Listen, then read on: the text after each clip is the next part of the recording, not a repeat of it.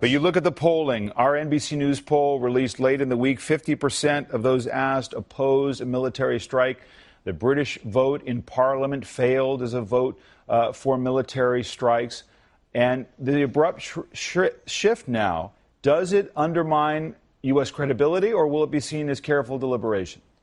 I hope and pray it will be seen as careful deliberation, as an appropriate exercise of American constitutional process. The United States is strongest when the Congress speaks with the President, when the American people are invested because we've had an appropriate vetting of all of the facts.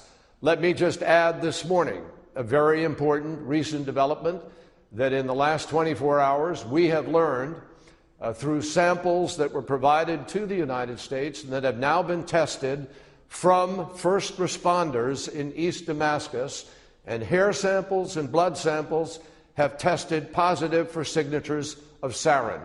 So this case is building, and this case will build.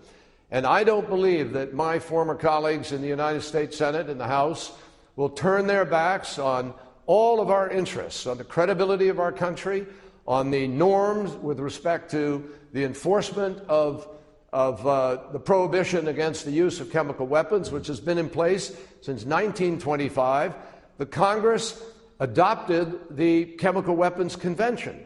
The Congress has passed the Syria Accountability Act. Congress has a responsibility here, too.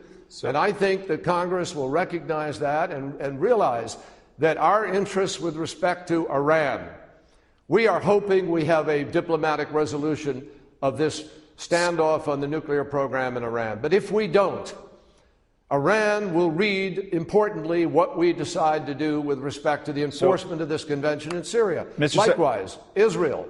Israel is at risk. Jordan is at risk. Turkey is at risk. The region is at risk. And we believe that the Congress of the United States will do what is responsible. Mr. Secretary, I just want to underline the news you've made this morning. This is a sarin gas attack perpetrated by the Assad regime. This is a slam dunk case that he did it. We don't. The word slam dunk should be retired from American national security issues. We are saying that the high confidence that the intelligence community has expressed in the case that I laid out the other day is growing stronger by the day.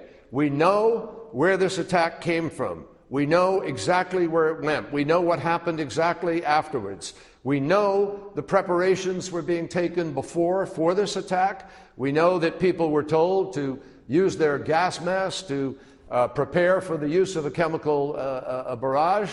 We also know that after it took place, they acknowledged that they had done it and were worried about the consequences and whether the UN inspectors were going to find out. I think this is a very powerful case, and the President is confident that as that case is presented to the United States Congress and the American people, people will recognize that the world cannot stand aside and allow an Assad or anybody else to break a almost 100-year-old acceptance. These weapons are not to be used.